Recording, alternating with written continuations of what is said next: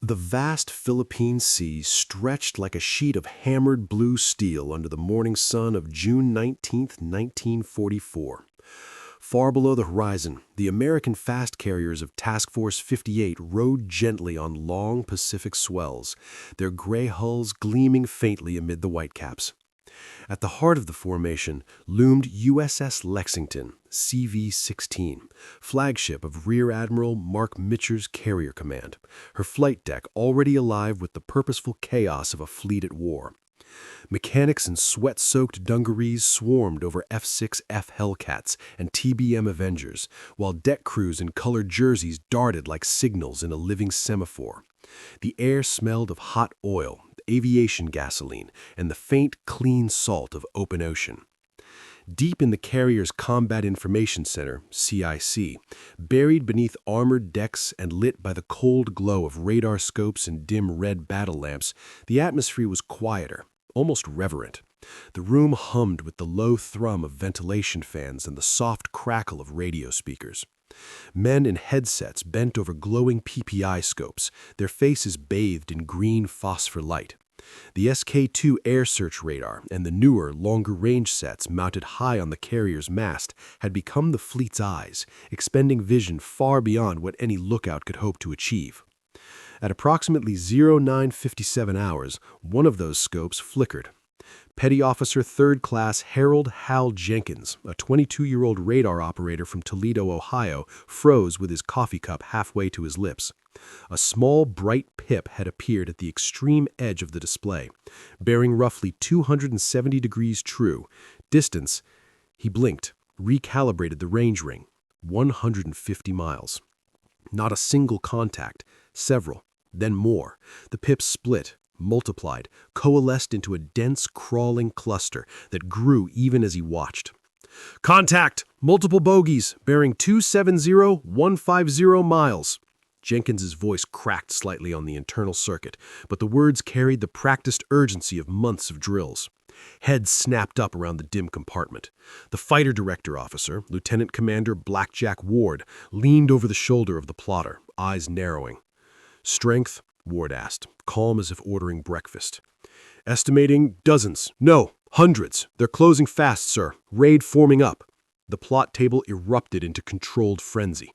Grease pencils raced across acetate overlays, vectors drawn, altitudes estimated, though early radars gave poor height data, speeds plotted at 180 to 200 knots. The incoming formation was massive. Later intelligence would peg the first wave alone at over 240 aircraft, with more waves following. Dive bombers, torpedo planes, and escorting Zeros, all launched from Admiral Jisaburo Ozawa's distant carriers in Operation A-Go, the Japanese Navy's last great gamble to crush the American invasion of Saipan. Word flashed instantly across the task force. General quarters gongs sounded on every ship, a deep, insistent bronze clang echoing through steel corridors. On Lexington's bridge, Captain Felix Stump gripped the splinter shield, binoculars trained westward toward nothing but empty sky. "They've got us cold if they get close," he muttered to no one in particular. But the Admiral's staff knew better. This was no blind charge into the teeth of enemy guns. This time, America had seen them coming, really seen them, before the Japanese pilots had even sighted the horizon. In the ready rooms below, pilots lounged in flight gear, Mae Wests already inflated, plotting boards balanced on knees. The squawk box crackled. "Now hear this. Large raid inbound, bearing 270-150 miles. All pilots stand by." A ripple of low whistles and muttered curses. Lieutenant J.G. Alex Vrasiu, already a rising ace with VF-16, grinned tightly at his wingman. "They waited until we could see him on radar. Now we wait until they're in range. Fair trade." The decision to wait had come from the top. Admiral Raymond Spruance, commanding the 5th Fleet from his flagship Indianapolis, had insisted on protecting the Saipan beachhead above all else. Mitscher, ever the aviator's admiral, agreed, but chafed at the leash. Yet radar changed everything. Previous carrier battles, Coral Sea, Midway, Santa Cruz, had been knife fights at 200 miles or less, detection often by scout planes or chance. Here, the new centimeter radars gave precious minutes, almost an hour of warning. Enough time to vector combat air patrol Hellcats to altitude, enough time to position them up-sun, enough time to let the Japanese formation commit itself fully before the trap snapped shut. In CIC, the plot grew denser. The raids split into smaller groups, Raid I, Raid II. Each wave staggered, hoping to overwhelm American defenses. But the American fighter directors were artists now, not improvisers. Lieutenant Commander Chick Harmer on Lexington spoke quietly into his throat mic. "Blue Base, this is Lexington. Vector 270, Angels 25, Buster. Intercept at 100 miles. Squadrons lifted off in roaring staccato from Lexington, Enterprise, Princeton, Yorktown, hundreds of Hellcats clawing for height, oxygen masks fogging with each breath. On the flight deck, the last Hellcat thundered down the groove and cleared the bow. The ship fell suddenly quiet, save for the wind and the distant drone of engines fading westward. Every eye turned toward the empty sky. Gunners on 5-inch mounts and 40mm Bofors tracked imaginary targets, barrels elevated, waiting. The tension was electric, almost palpable, a collective held breath across 15 carriers and their escorts. Far out at 150 miles in closing, the Japanese pilots flew in disciplined formations, still believing surprise was on their side. Many were green, replacements rushed into cockpits after the slaughter of 1942-1943. Their radios crackled with optimistic chatter. The American fleet would be caught flat-footed, Saipan retaken, the war turned. They had no idea that American radar had already painted them, tracked them, counted them. No idea that above and ahead, hundreds of Hellcats were coiling like wolves on a high ridgeline, engines throttled back, guns armed, waiting. Back in Lexington's CIC, Jenkins watched the blip cluster swell and slide closer on the scope. 120 miles, 110, 100. Ward's voice cut through the hum. "Hold fire. Let them come in. We want them all." The fleet waited. Not out of fear, not out of indecision. They waited because waiting had become the deadliest weapon in their arsenal. The sun climbed higher, turning the sea to molten silver. Engines droned, radar pips marched inexorably eastward, and across the task force, thousands of men, pilots, gunners, radar operators, admirals, understood that the next few hours would decide more than one battle. They would decide the future of naval war itself. At 10:50 hours, the first Hellcats reached their intercept positions. The trap was set. The great Marianas Turkey Shoot was about to begin. The humid dawn of mid-June 1944 hung heavy over the Central Pacific, where the war had shifted from desperate defense to relentless American advance. By spring, the U.S. Navy had cracked Japan's outer defensive ring, the Gilberts, Marshalls, and now the edges of the Marianas. Operation Forager, the invasion of Saipan, Tinian, and Guam, aimed to seize islands close enough to Japan for B-29 super fortress bases, bringing the home islands within range of strategic bombing. On June 15, Marines and Army troops stormed Saipan's coral-fringed beaches under a thunderous naval bombardment. Landing craft churned through the surf, while Japanese defenders, 32,000 strong, far more than intelligence had predicted, fought from caves and pillboxes with suicidal ferocity. The invasion fleet, vulnerable transports and supply ships, clustered off the coast, protected by a screen of destroyers and escort carriers. Admiral Raymond Spruance, the cautious, cerebral commander of the Fifth Fleet, flew his flag in the heavy cruiser Indianapolis. A submariner by training, Spruance prioritized protecting the amphibious force over chasing glory. He kept his fast battleships and carriers positioned westward to shield Saipan, even as scouts reported Japanese fleet movements. Spruance's opposite number, Admiral Jisaburo Ozawa, commanded the mobile fleet from his flagship Taiho, Japan's newest carrier. Ozawa's plan, Operation Eigo, was born of desperation. Japan's carrier air groups had been gutted at Midway and in the Solomons. Pilot losses were irreplaceable. Remaining aviators were green, with scant hours in the cockpit, flying aging Zeros, fragile D-4Y Judy dive bombers, and obsolete torpedo planes. Ozawa intended to launch from extreme range, over 300 miles, using land-based aircraft from Guam and Rota to supplement his strikes, hoping to overwhelm the Americans before his carriers came under counterattack.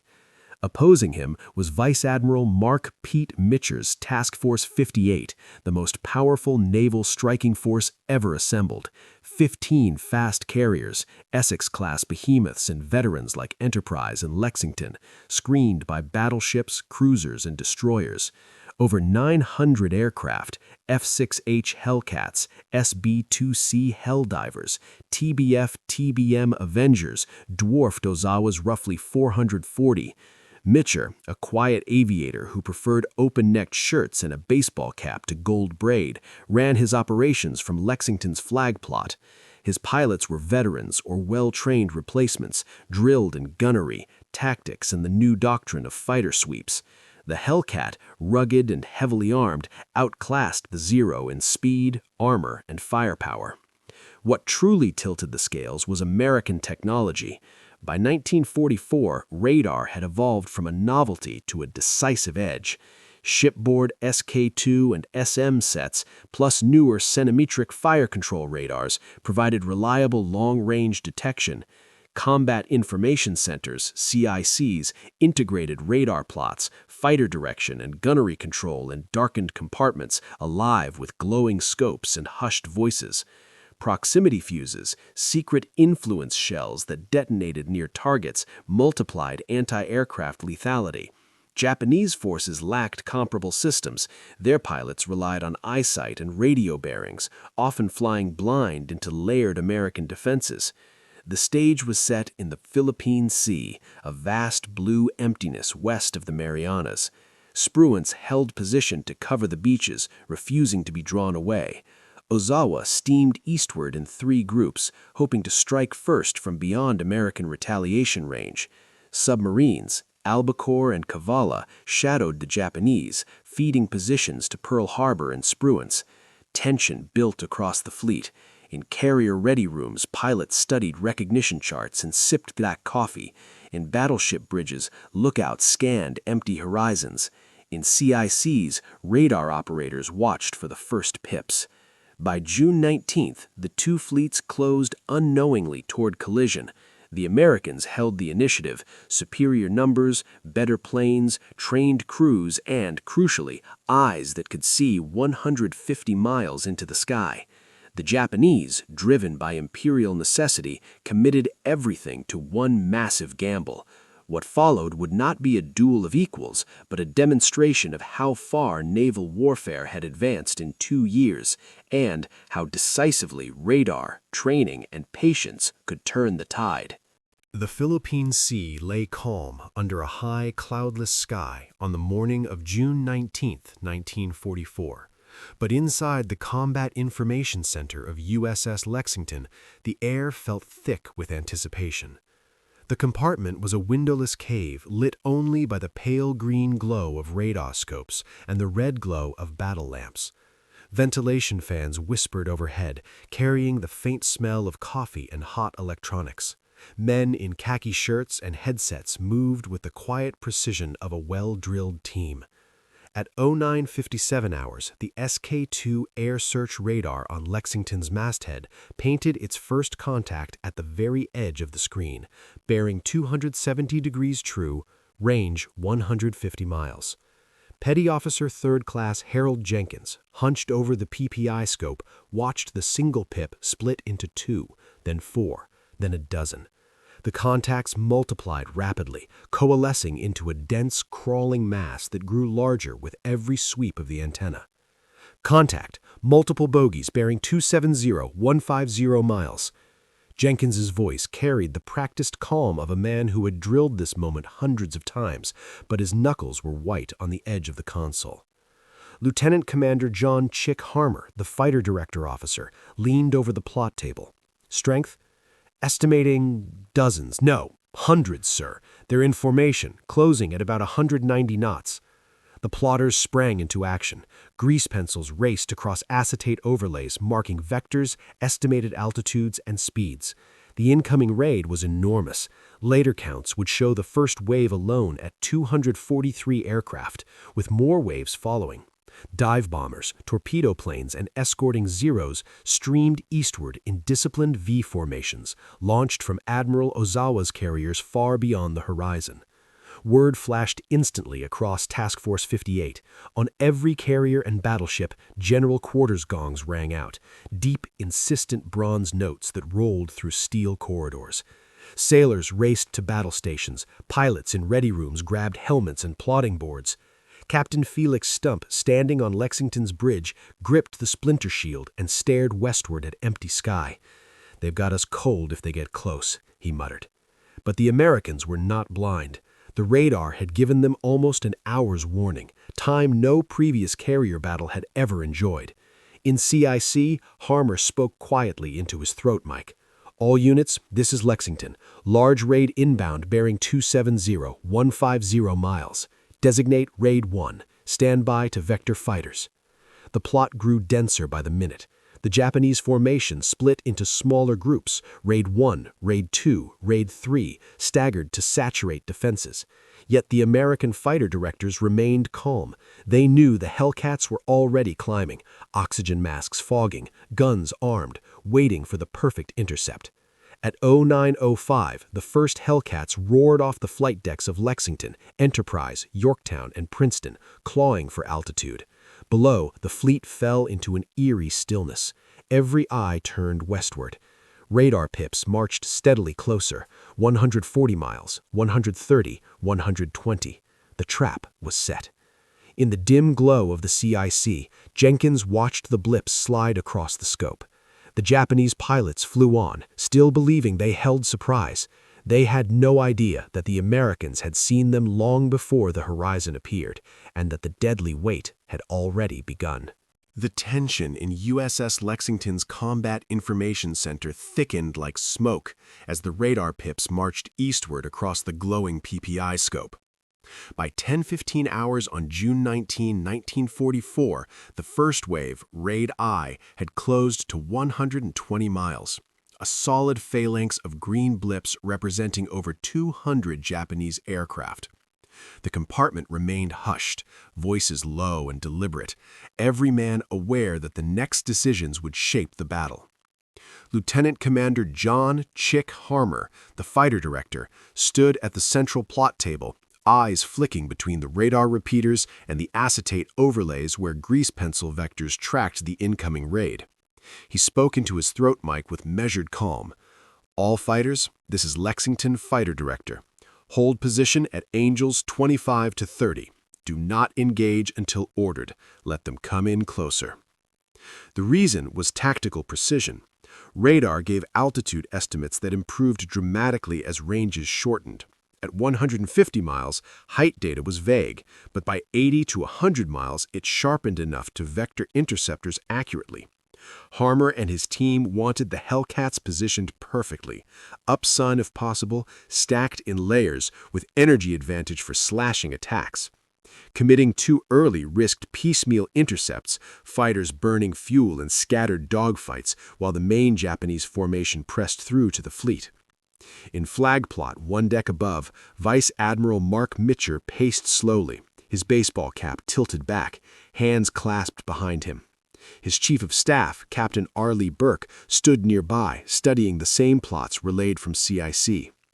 Mitscher had already approved the hold fire order. "We've got the altitude, the numbers, and the planes," he said quietly to Burke. "No sense wasting them on long-range chases. Let the bastards fly into the trap." The decision stemmed from hard-won lessons. Earlier carrier battles had taught that early, uncoordinated intercepts bled strength. Disciplined, massed fighter defense maximized kills. With radar providing unprecedented warning nearly an hour before visual contact, the Americans could afford patience. Hellcats climbed steadily to 25,000 to 30,000 feet, conserving fuel, gaining speed in dives. Below them, the Japanese formation droned on in neat Vs, pilots scanning ahead for the American carriers they expected to surprise. On the bridge, Captain Felix Stump watched the horizon through binoculars, though nothing yet appeared. Anti-aircraft crews stood ready at 5-inch mounts and 40mm quads, barrels elevated, but gunnery officers held fire. "They're still too far," a lieutenant reported. "We wait for the fighters to thin them." In the ready rooms, pilots chafed. Lieutenant J.G. Alex Vrachu gripped his plotting board, listening to the squawk box relay vectors. "They're making us wait like it's a drill," he muttered to his wingman. But he understood. Waiting meant lower altitudes, poorer angles, more fuel burned. Waiting meant the Japanese would fly straight into layered CAP, combat air patrol, poised like hawks above a flock. Back in CIC, the range ticked down, 110 miles, 100, 90. Harmer adjusted vectors again. Blue flight, vector 265, Buster, intercept at 80 miles. Squadrons shifted, climbing, positioning.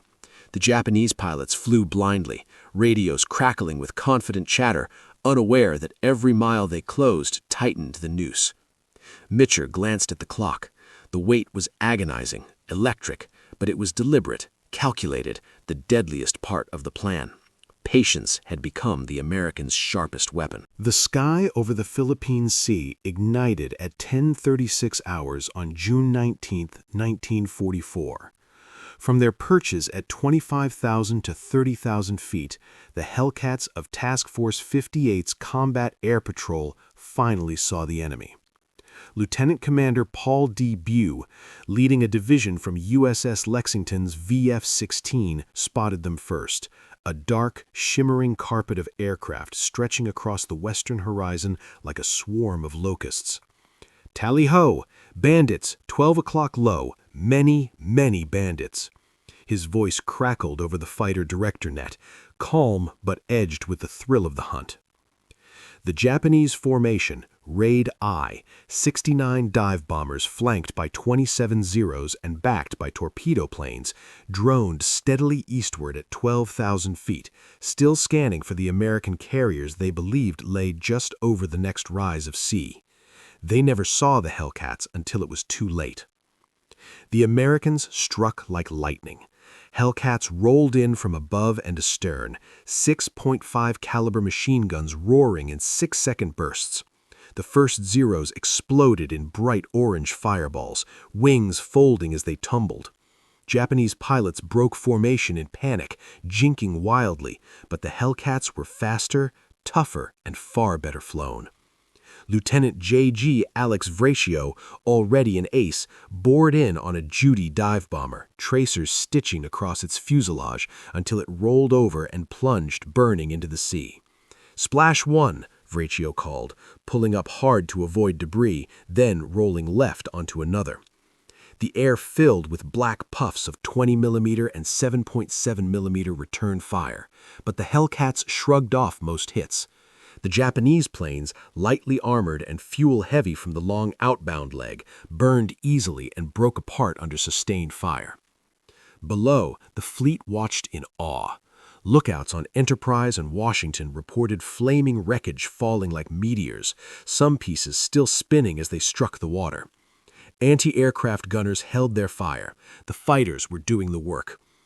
In CIC aboard Lexington, Lieutenant Commander Chick Harmer vectored fresh divisions into the fray. Red Flight, Vector 260, Angels 15, Buster. Clean 'em up. The slaughter continued for 20 minutes.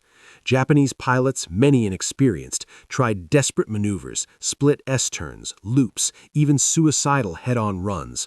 But the Hellcats maintained energy advantage, diving, zooming, and slashing through the formation again and again. By 1100, Raid I was shredded. Only a handful of battered planes limped toward the carriers, most jettisoning bombs in panic. Raid II followed at 1107, 128 aircraft, and met the same fate. Hellcats from Yorktown, Bataan, and Cabot piled in at 15,000 feet.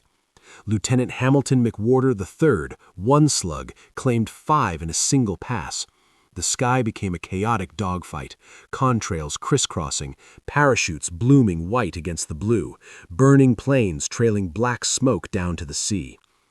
By noon, the great Marianas Turkey Shoot had lived up to its name. Over 240 Japanese aircraft from the first two raids lay smoldering on the ocean or drifting in fragments.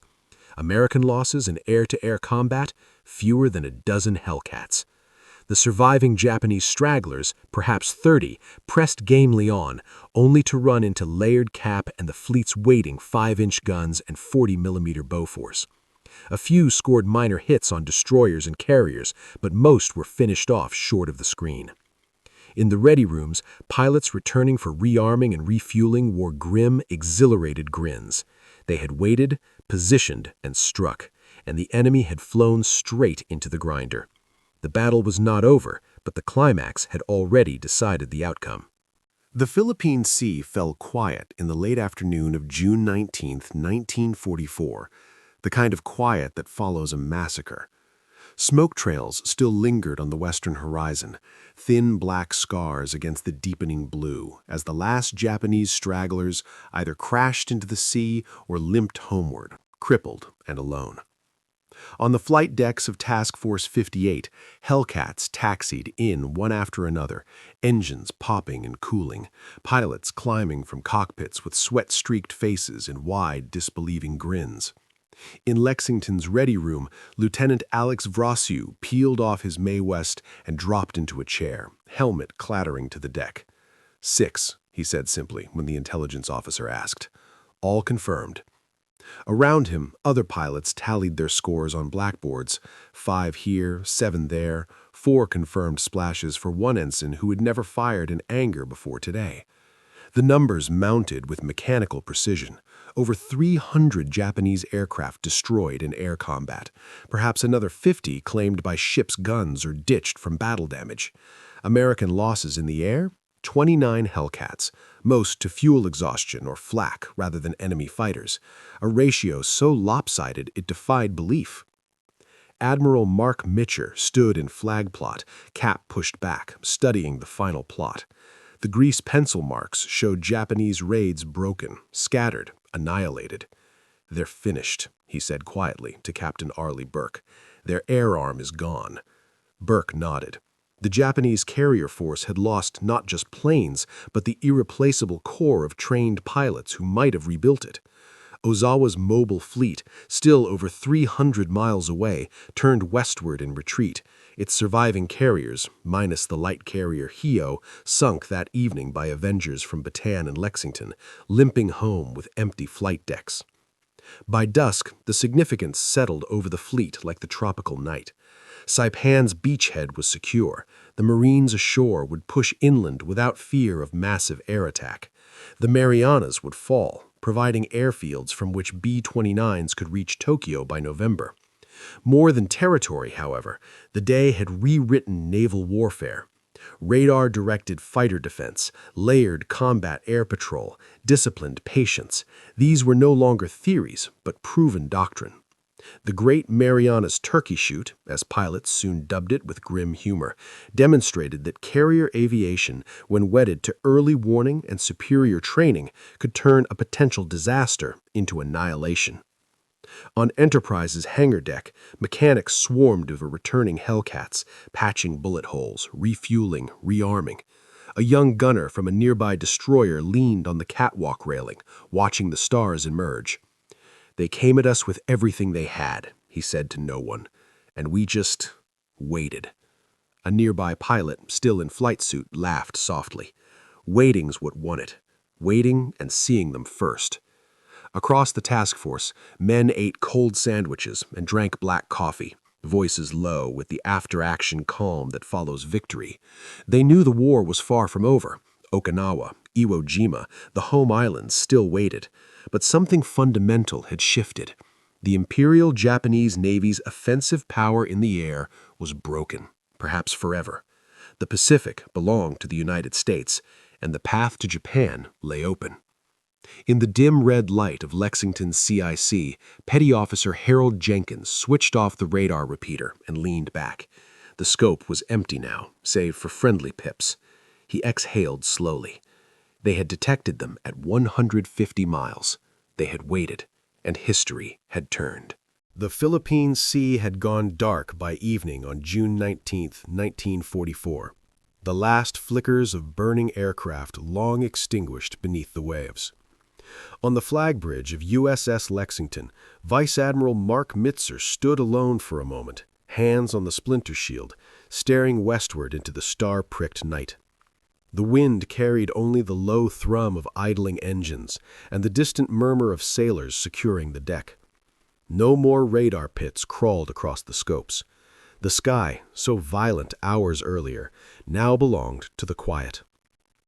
In the Combat Information Center below, Petty Officer Harold Jenkins powered down the SK-2 repeater. The green glow faded from his face as he leaned back in the swivel chair, exhaling a breath he felt he had held since 0957. Across the compartment, men removed headsets, wiped sweat from brows, and exchanged glances that needed no words. They had detected them at 150 miles. They had waited, not out of hesitation, but out of certainty. And waiting had turned a massive threat into ruin. Mitscher turned from the rail as Captain Arleigh Burke approached with the final tally sheet. 300 and change, sir. Their air groups are finished. Mitscher nodded once, the faintest smile touching his lips beneath the baseball cap. We didn't just win a battle today. We changed how wars are fought. Far below, in the ready room, Lieutenant J.G. Alex Vrockiu sat with his flight helmet in his lap, listening to the soft crackle of the squawk box replaying after-action reports. Pilots around him laughed quietly, the tension bleeding away into tired relief. They understood what the numbers meant. The Imperial Japanese Navy's air carrier aviation, once the terror of the Pacific, had been gutted in a single afternoon. The path to the home islands lay clearer now. The title of the day, they detected them at 150 miles, then waited, was already forming in pilots' after-action chatter, a phrase that captured the essence of victory. Not reckless charge, not blind fury, but patient mastery of new eyes in the sky and disciplined steel in the heart. Radar had given them sight. Training and restraint had given them the kill. As the task force turned towards Saipan under a rising moon, the men of Task Force 58 carried with them the knowledge that something irreversible had happened. The war would grind on, through bloody beaches and final kamikaze storms, but the balance had shifted forever. In the silence after the slaughter, the future of naval power had been decided not by the first shot fired, but by the long, deliberate wait before it.